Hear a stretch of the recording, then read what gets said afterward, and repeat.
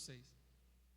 E a visão vai dizer: no ano em que morreu o rei Uzias. Aleluias.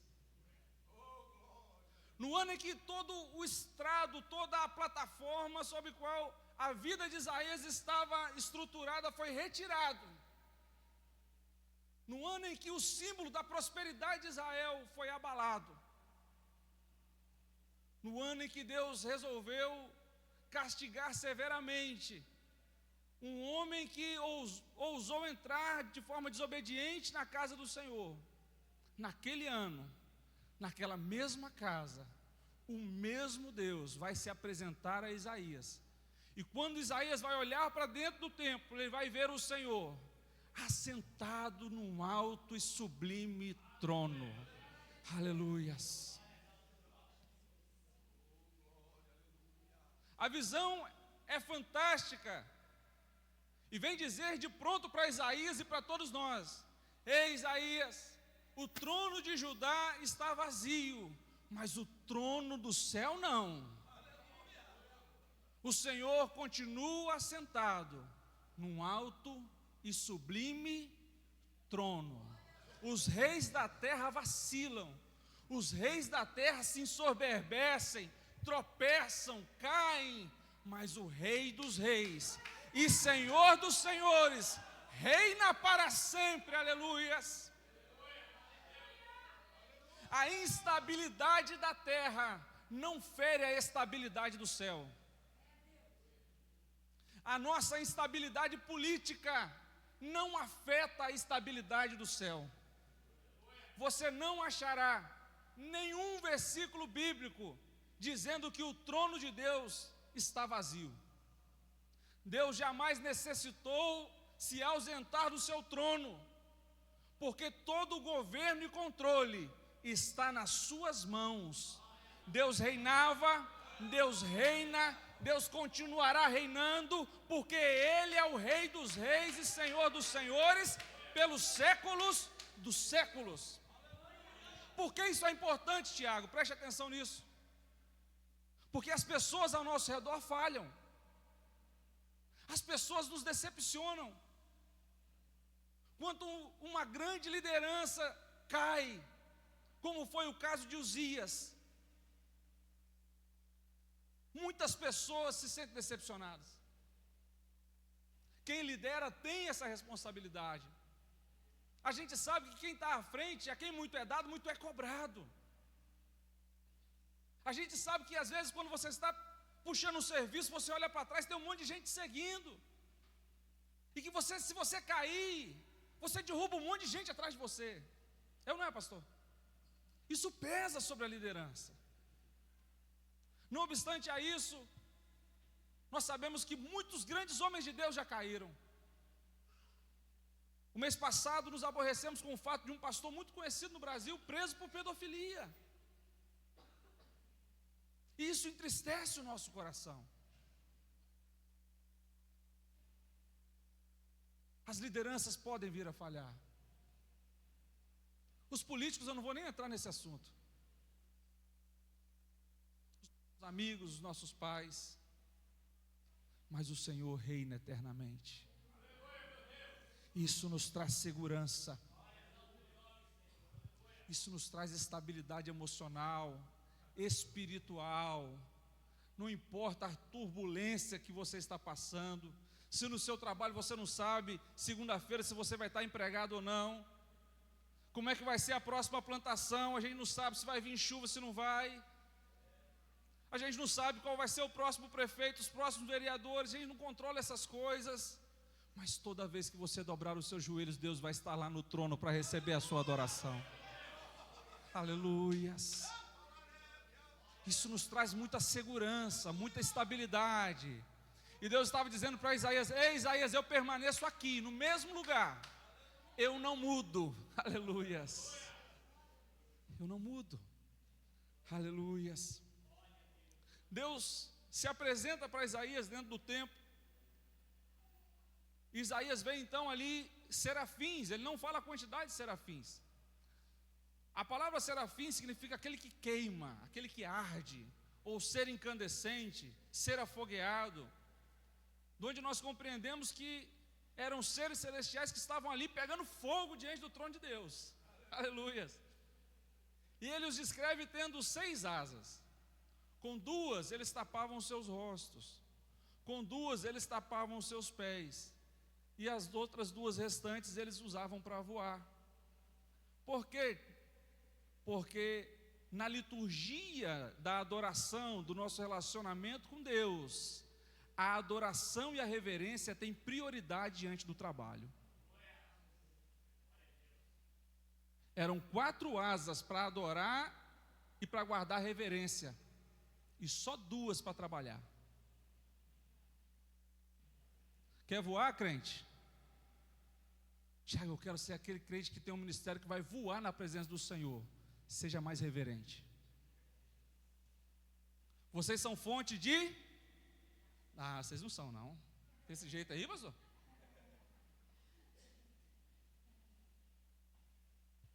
Vocês são fonte de... adoração. Aleluias. Sem reverência não tem adoração.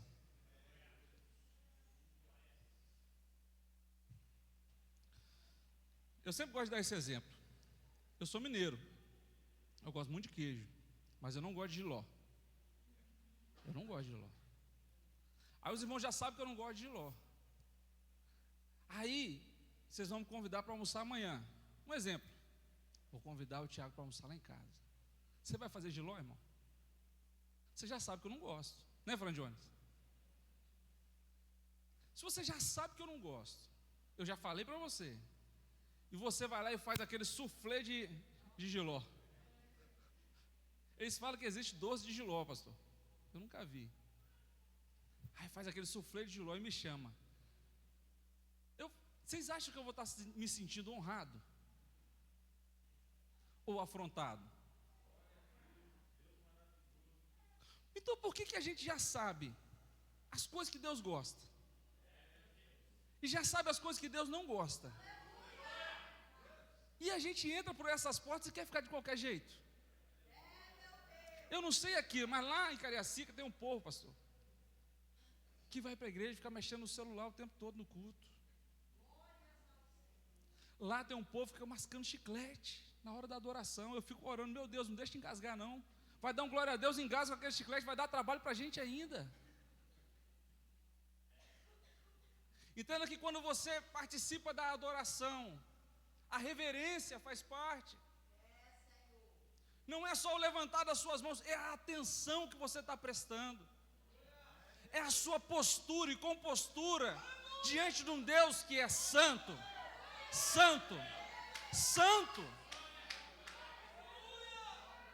Na sua carta aos Romanos, do capítulo 12, Paulo vai dizer: eu rogo-vos, irmãos, que apresentei os vossos corpos como um sacrifício vivo, santo e agradável a quem?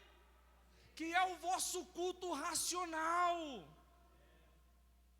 E não vos conformeis, ou seja, não tomem o formato deste mundo, mas transformai-vos pela renovação do vosso entendimento, para que vocês possam experimentar qual seja a boa, agradável e perfeita vontade de Deus. É tudo sobre Deus, querido. O uniforme de vocês ficou lindo para a glória de Deus. O banner ficou lindo para a glória de Deus. Nós vamos tocar os instrumentos para a glória de Deus. Nós vamos nos vestir para a glória de Deus. Vamos cantar os louvores para a glória de Deus. Vamos pregar a palavra para a glória de Deus. Agora, se é para a glória de Deus, tem que ser do jeito que Ele quer. E aí eu tenho que fazer essa autorreflexão.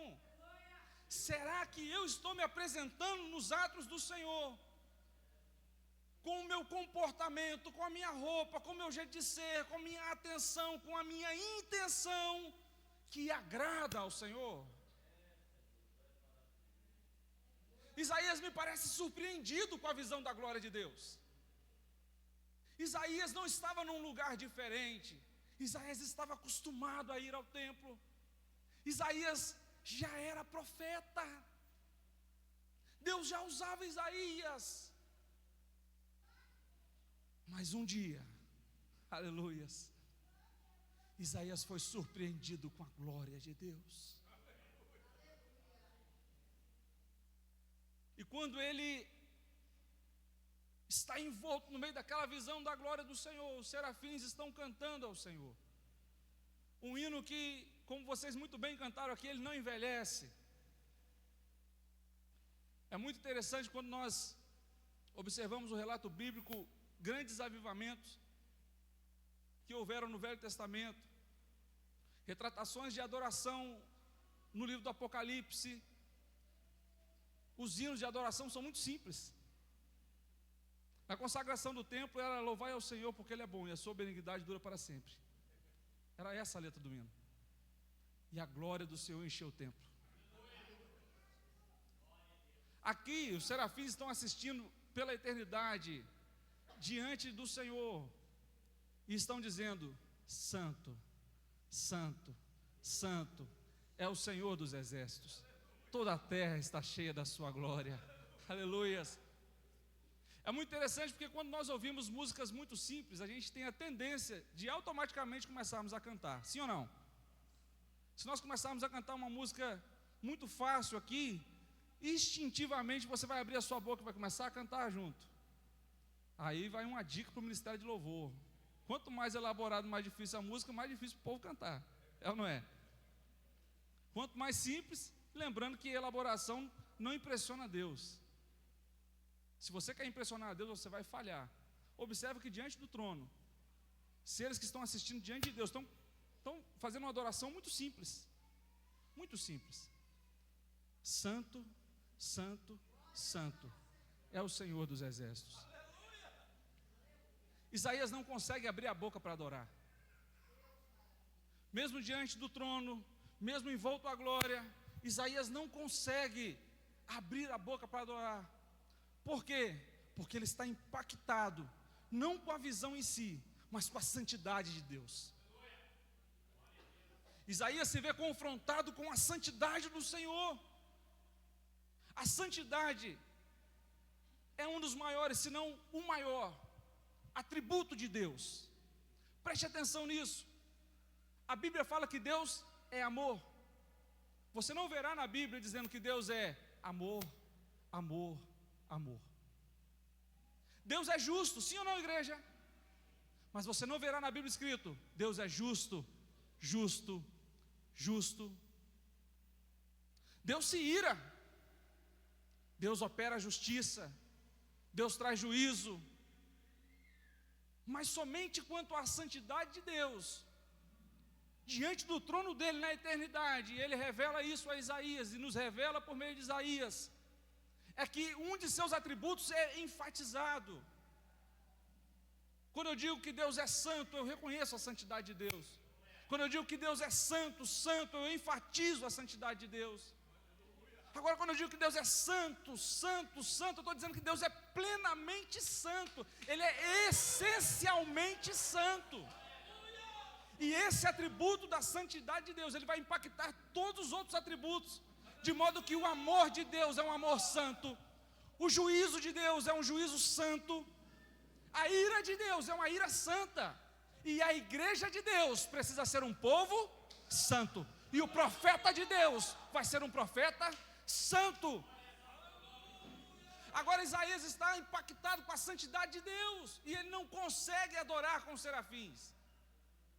Ele não tem coragem de abrir a boca para participar daquela adoração. E há uma razão pela qual ele não consegue adorar. É porque quando nós nos aproximamos de Deus e temos contato com a sua santidade, a gente reconhece o quanto nós somos falhos, o quanto nós somos pecadores, o quanto nós ainda precisamos melhorar. Isaías, nos capítulos 1, 2, 3, 4, 5, ele vem falando de muitos ais.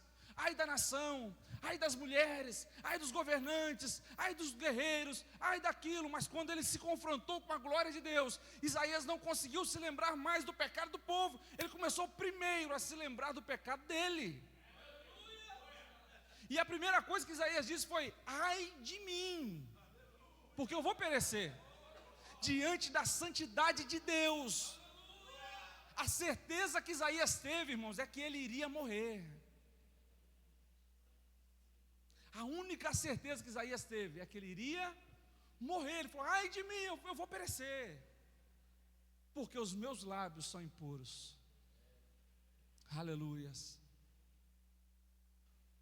Isaías ali diante da santidade de Deus, ele acusou o golpe aonde ele achou que era mais necessário ele melhorar o seu caráter. A boca. Ele era profeta. Ele foi chamado para proferir aquilo que Deus mandou ele falar. Mas ele reconhecia que a boca que ele abria para ser canal de bênção de Deus, ele também usava para cometer pecado. Ele falou: os meus lábios estão impuros.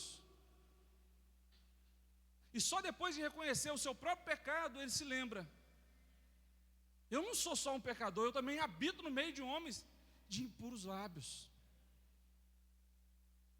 Um homem de lábios impuros, que habita no meio de um povo de impuros lábios. Se parasse por aí, já seria um grande ganho. Porque muitas vezes a gente entra na casa do Senhor, não com a arrogância do tamanho da de Uzias, mas se achando. A gente acha que às vezes Deus precisa da gente. Às vezes a gente acha que se a gente sair do conjunto, o conjunto vai acabar. Não, eu não posso parar, porque se eu parar, já sabe, né? Vai fechar a igreja, pastor. Quando na verdade somos nós que precisamos do Senhor.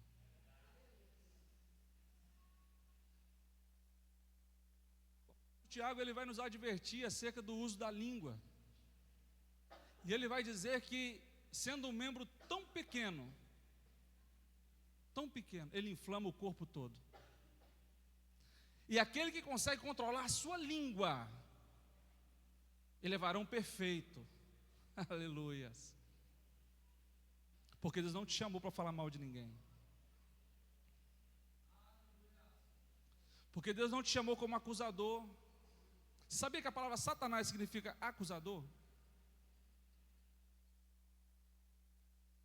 Satanás significa acusador. E tem crente que só abre a boca para acusar, para apontar o erro dos outros.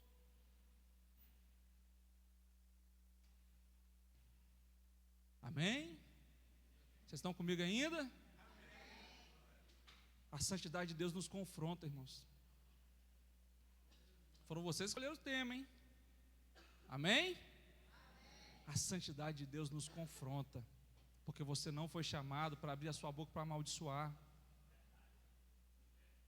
Aleluias. Existe um crime previsto no Código Penal chamado usurpação de função.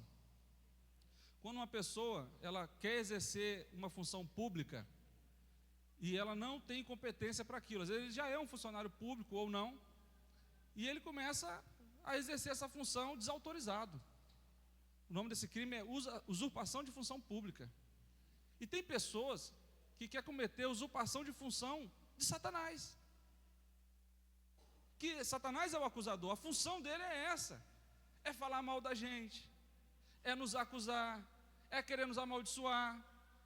Essa não é a função da igreja. A função da igreja é adorar, é abençoar, é profetizar, é louvar o Senhor, é ajudar, é aconselhar, é orar. São essas as funções da igreja. E Tiago, ele vai ser contundente, vai dizer: você precisa fazer uma escolha, porque da mesma fonte não pode sair água boa para beber e água salgada. A mesma árvore não pode dar um fruto bom e um fruto ruim. Você tem que escolher o seu lado. E você tem que escolher o lado de Deus, para você passar a ser canal de bênção na vida das pessoas que estão ao seu redor. Para a gente não ser aquele tipo de pessoa que é chamado espalha-montinho. Tem um grupo de pessoas conversando aqui: eu estou chegando, e sai vazado que o Tiago está chegando. Só reclama, só fala mal dos outros, nada está bom, tudo está ruim. Mas tem que ser aquela pessoa assim: não, fulano de tal está chegando, que bênção. Ó, ali, eu tenho certeza que vai vir uma palavra de bênção ali, quer ver? A paz do Senhor, profeta, ó, Deus manda falar contigo, hein? Não para não, porque Ele vai te honrar, hein? É 2024, Deus vai te honrar. Palavra de bênção. Palavra de bênção. Ele já era profeta, querido, já era escriba, mas estava ali sendo confrontado pela santidade de Deus. E ele falou: os meus lábios são impuros. O meu povo, que foi chamado como nação santa, como nação sacerdotal, para apresentar às demais nações o Deus de Israel, é um povo de impuros lábios. Aleluias.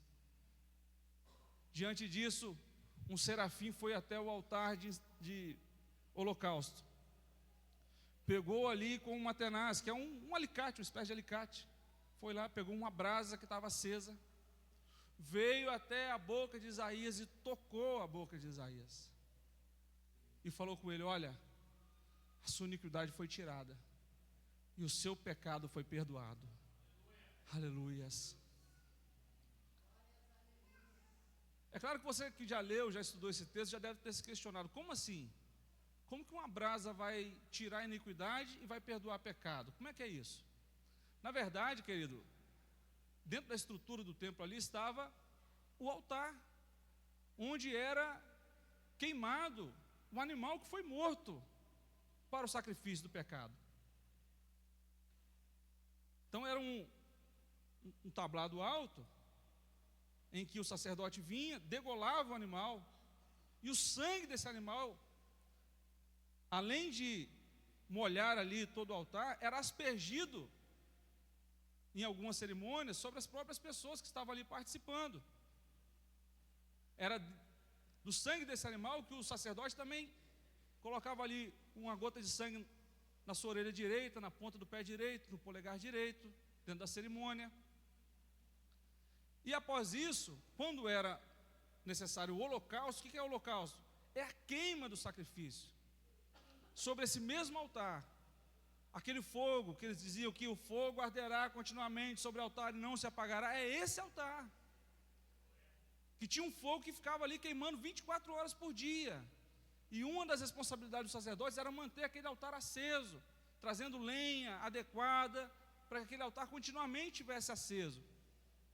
Então, o animal que ali estava morto seria queimado, completamente queimado, de modo que aquela brasa que estava ali restando sobre o altar era uma brasa sobre o qual um animal foi morto, porque não há remissão de pecado sem derramamento de sangue, querido.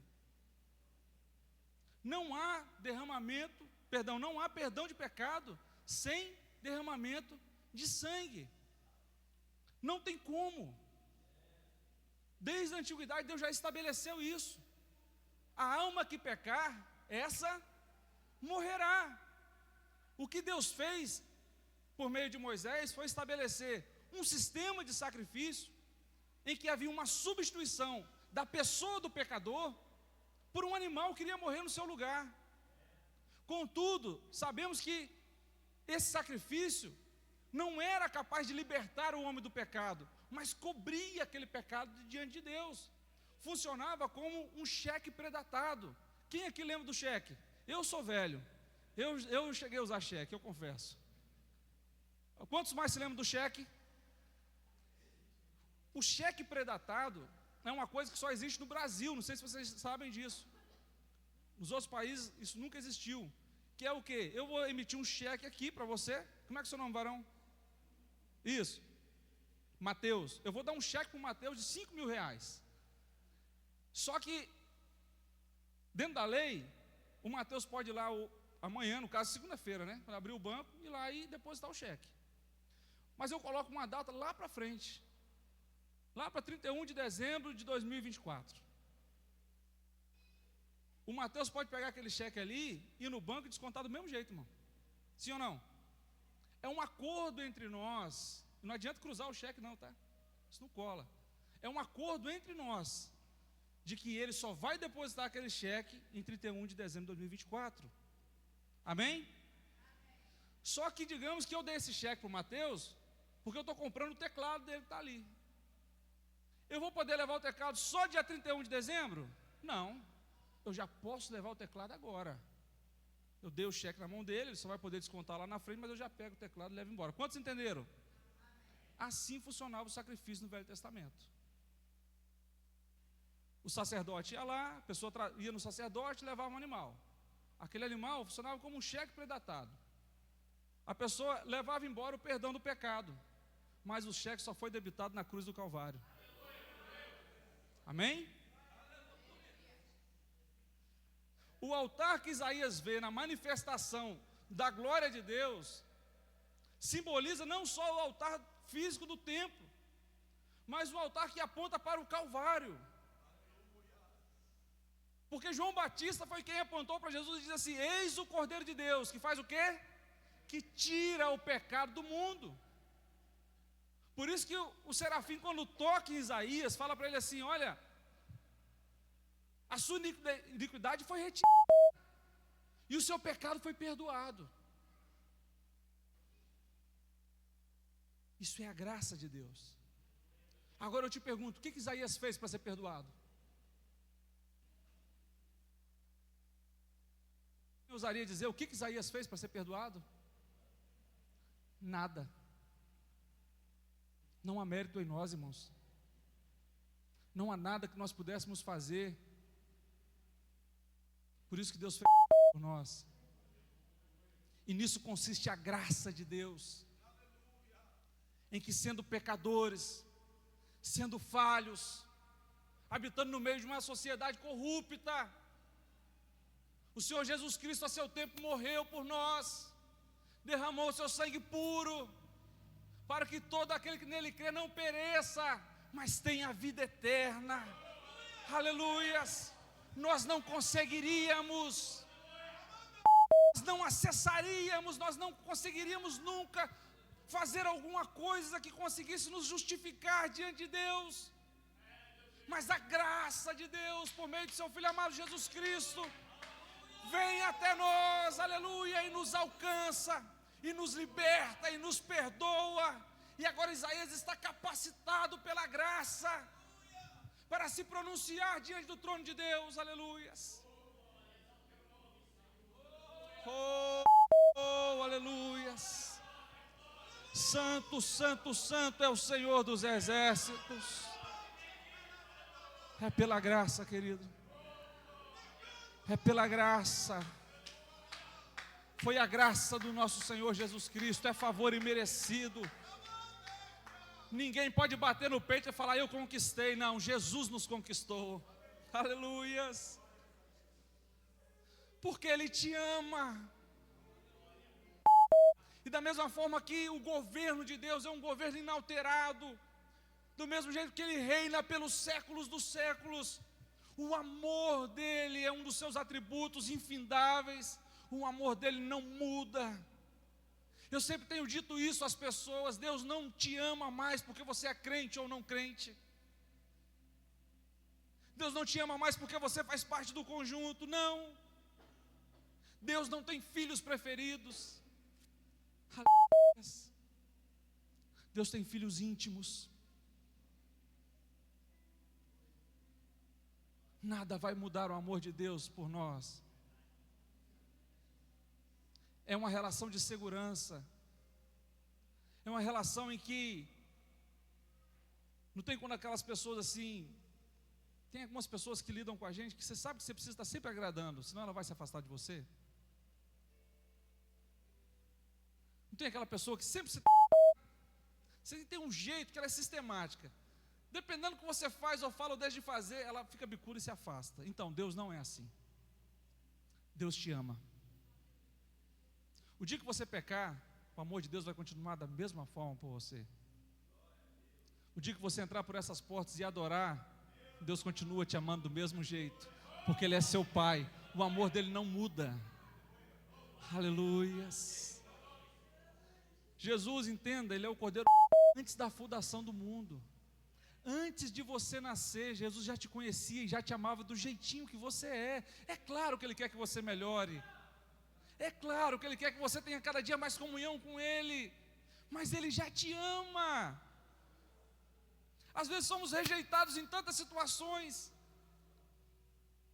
Vivemos em um mundo em que às vezes nos vemos pressionados por tantas coisas. Às vezes temos que ter, temos que conquistar, temos que andar de um jeito, temos que andar de outro. Somos medidos e aferidos de tantas formas. E a gente se sente pressionado.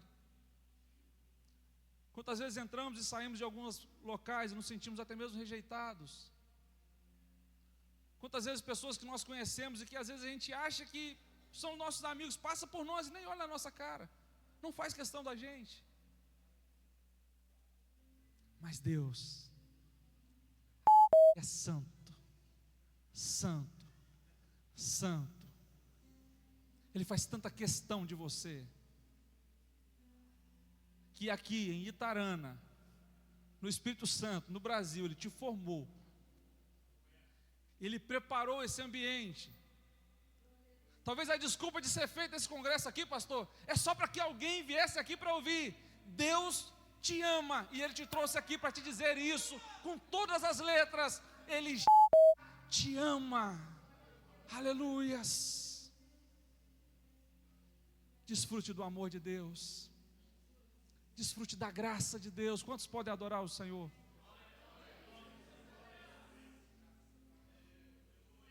Descanse no amor do Senhor. Adore o Senhor por um instante. Estou sentindo a graça do Senhor aqui conosco.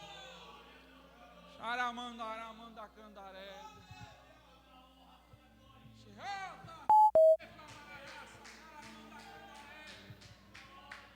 Oh glória! Oh glória!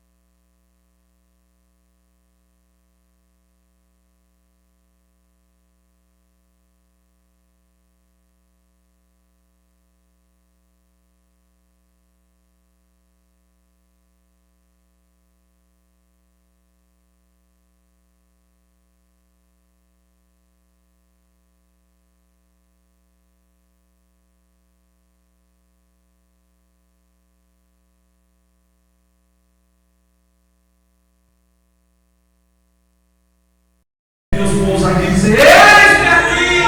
Aleluia! Envia-me a mim!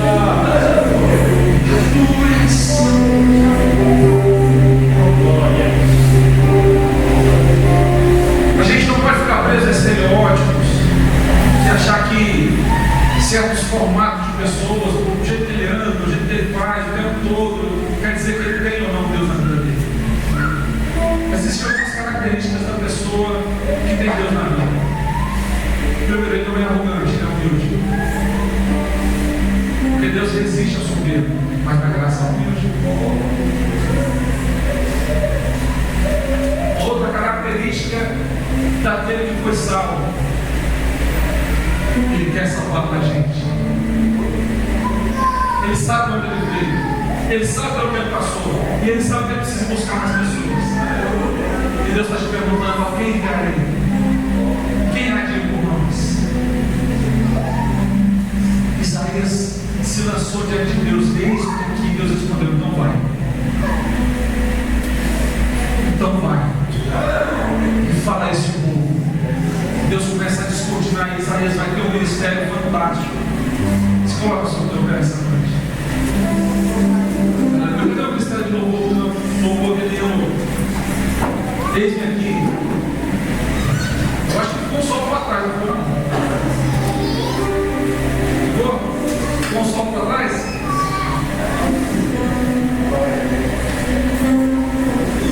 Pela cara de vocês, na hora eu falei, ficou um sol para trás ali. Vocês vão ter uma segunda chance. Cadê o Ministério do Louvor? Vem aqui.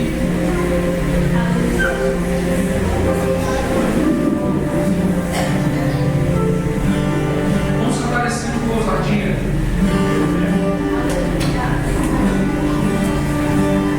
Vamos cantar esse hino com ousadia, porque agora o Senhor está conosco. O Deus que é santo é aquele que te santifica. O Deus que é perfeito é aquele que te aperfeiçoa. Eu quero te fazer um desafio. Se você é assim como Isaías, diante da glória de Deus, ele começou a se lembrar daquilo que o impedia de desfrutar da glória de Deus, daquilo que era uma barreira, um impeditivo para que ele estivesse diante de Deus, fazendo aquilo que era necessário. E ele se lembrou do seu pecado, ele falou: os meus lábios são impuros, eu não tenho condições de estar aqui. Deus te trouxe aqui nessa noite para te perdoar. Glória a Deus. Deus te trouxe aqui nessa noite para te perdoar. Preste atenção nisso. Deixa os meninos se arregarem aqui. Preste atenção nisso. Jesus morreu na cruz do Calvário para perdoar pecado. Deus não tem problema nenhum em perdoar seu pecado. O desafio do Espírito Santo é te convencer do pecado. Assim que Adão pegou, Deus foi ao jardim. E quando Deus perguntou: Adão, onde você está? Claro que Deus sabia onde Adão estava. Claro que Deus sabia onde Adão estava. Mas era uma pergunta retórica, era uma pergunta moral. Porque às vezes a gente tem isso, a síndrome de Adão. A gente tem aquele pecado que a gente quer esconder. E aí a gente não quer fazer a mão de Deus, a gente não quer se relacionar com Ele, está sempre vazio, está sempre tentando se esconder, mas hoje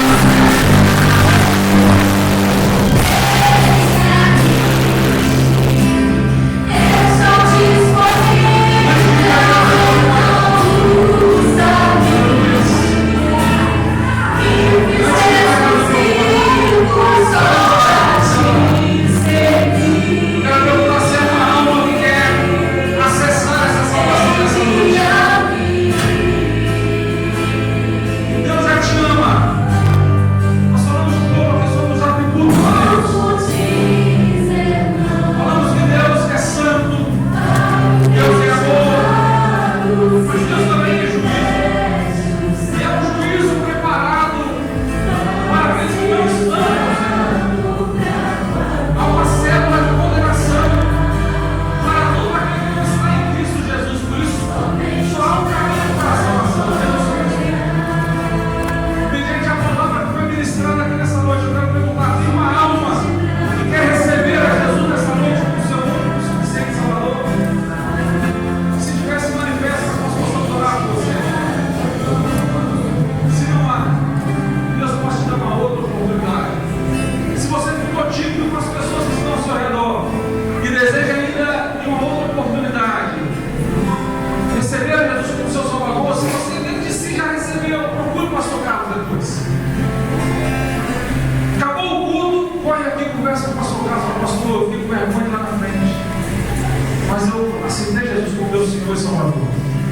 Então você vem cá conversa com o pastor Carlos vai orar e vai falar com você.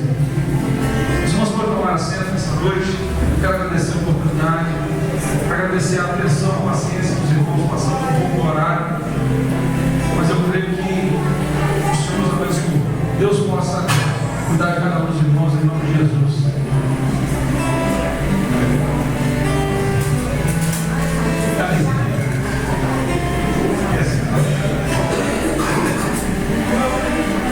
Amém. Deus abençoe a evangelista do Thiago, a nossa sede, que esteve conosco hoje. Nós louvamos a Deus, junto com a adoração. Como os irmãos disse, não há uma vaga para você e quer ser um adorador do Senhor.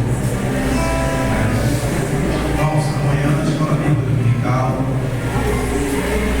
à noite, grande culto de louvor e adoração no nome do Senhor Jesus Cristo.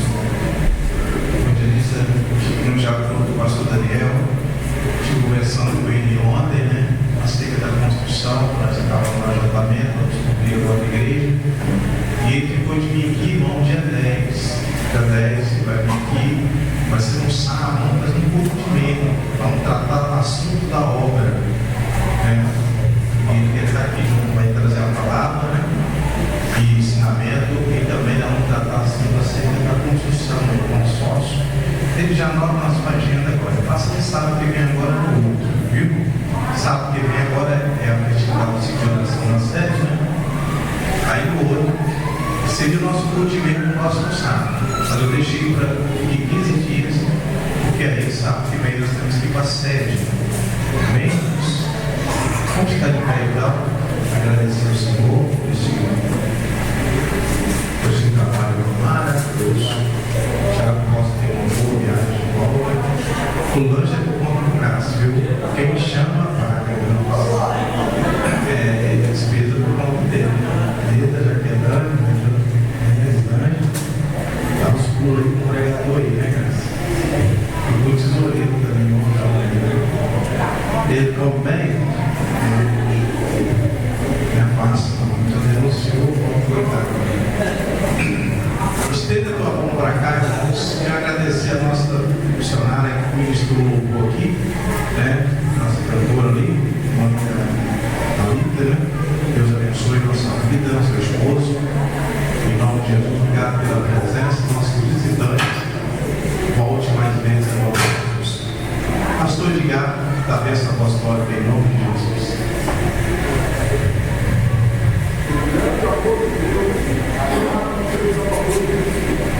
A comunhão da Espírito e quem vai ver a plataforma do Senhor. Cumprimento teu irmão com a paz do Senhor. Amém?